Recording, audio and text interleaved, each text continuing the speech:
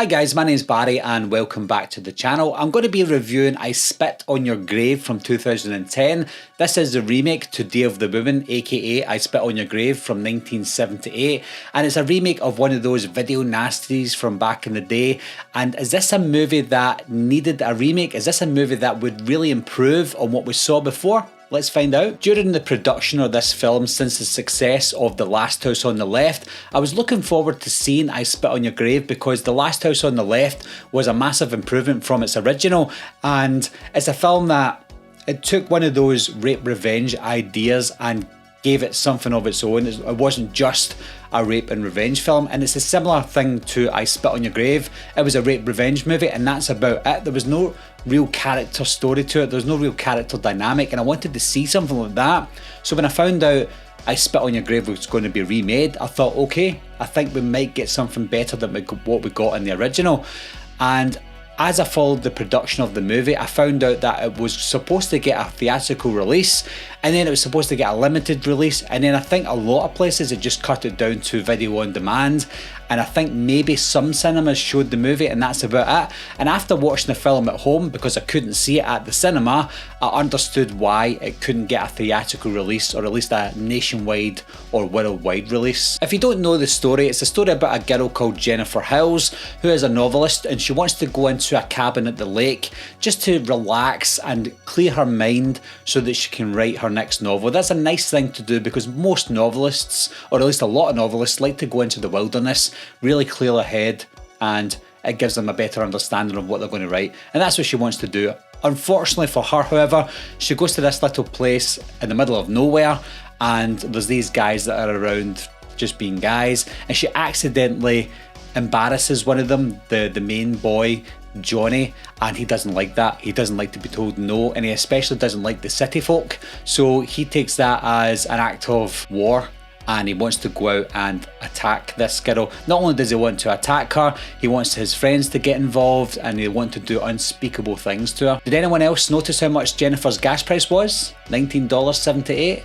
1978. The film didn't look like it had a big budget, and it probably didn't, but the look of the film was quite eerie because it had that sense of isolation. It almost did feel like the original movie. It had that aesthetic look to it, that kind of washed out colour, kind of green and Auburn style colours, like you're in the middle of nowhere, you're in the middle of the woods near the lake. So it had a really eerie but good look to it. As with a lot of horror movies, we get some nice foreshadowing in the film, and in this case you see Jennifer stumbling upon this little cabin in the middle of the woods that nobody's been living in for years, so that's probably going to come in handy later on. We've got a mentally challenged guy called Matthew in this movie, and it's similar to the original. So we've got this guy who we feel like we're supposed to feel sorry for, but we end up not feeling sorry for him because ultimately he does bad things to Jennifer, and we still want him to die regardless. Now to the hard part. Now we have the ordeal in the film similar to the original.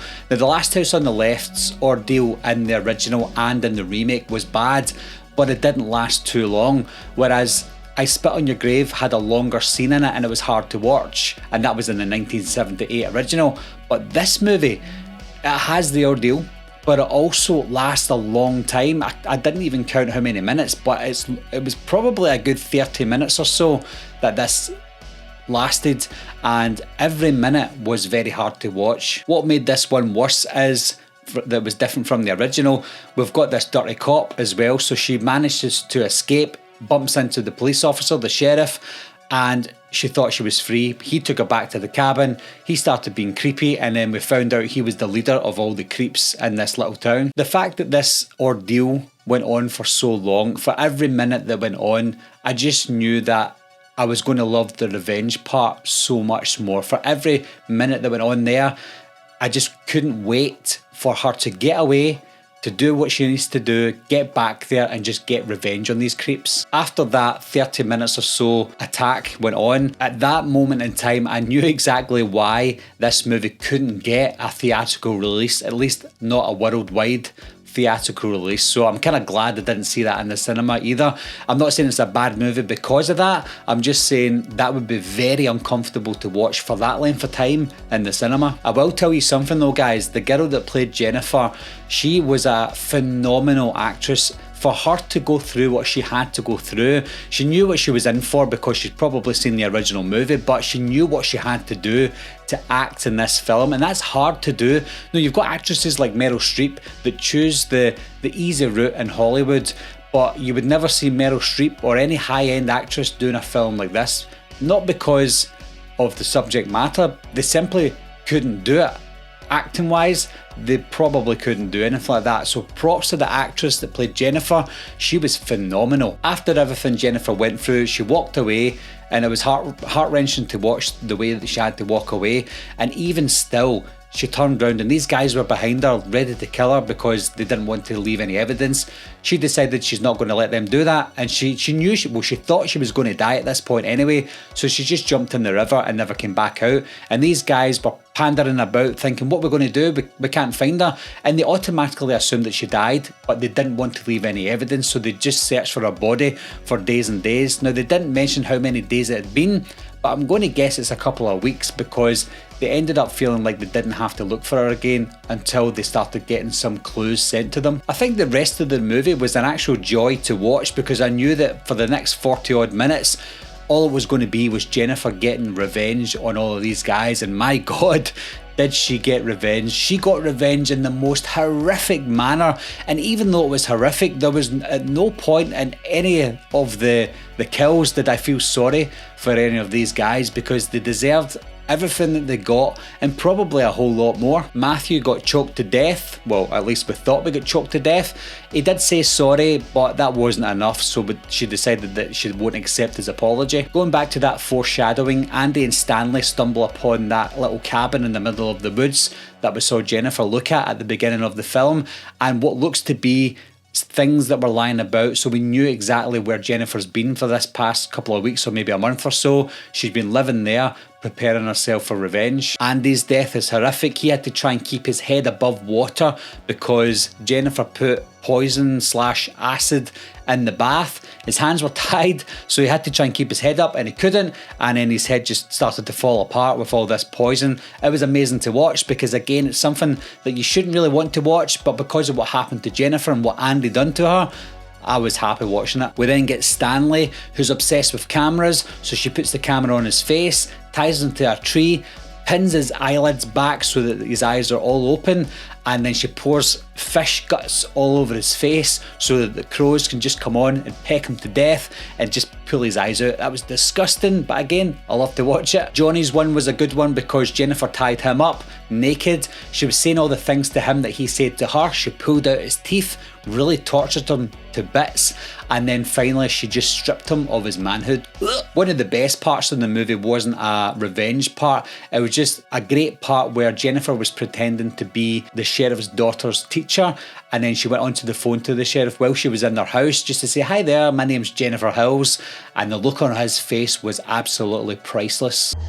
What the hell do you think you're doing? Due to the sheriff being the worst of all, the sheriff got the worst death of all, which was good because he got a shotgun shoved up his ass because of what happened to Jennifer, and we find out that Matthew is still alive, which we thought, and he's sitting there with a rope tied to his wrist, and that rope is connected to the shotgun's trigger, so that if he wakes up and moves his arm, that shotgun is going to go off inside the sheriff's asshole, and it's going to go right through to Matthew and kill both of them. Two birds with one stone, and lo and behold, that's exactly what happened.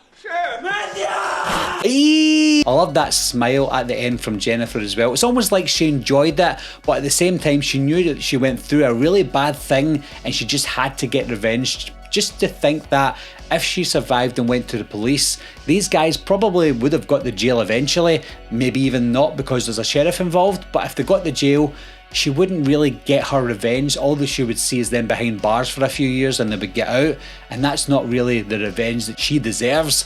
So the fact that she went and took the law into her own hands, that little smile at the end was well deserved. So when I look back on the original and I look at this one, just like The Last House on the Left, this one was 10 times better than the original movie. The only difference is The Last House on the Left gave us more of a character development, gave us more of a story behind a family and their survival, whereas I Spit on Your Grave, it hits the same notes as the original movie, but the one thing that makes this one better is because not only was the rape revenge scene still there, but we got to see a better revenge from Jennifer in this one. It felt more realistic in this one, and I don't know if it's maybe because of the difference in the years that the movies came out, but I Spit on Your Grave is 10 times better than the original, but it's still closer than it was with The Last House on the Left. So what are your thoughts on this movie, guys? Do you like this one? Do you prefer it over the original? This one did get sequels as well, which I will talk about in the future, but leave your comments down below, let me know what you think of this one, and do you think it's better than the original? As always, guys, thanks a lot for watching, and thanks for subscribing, and I'll see you soon. Bye bye.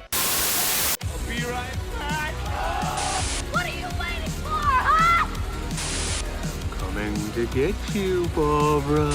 Ever played Skin the Cat? Someone to know!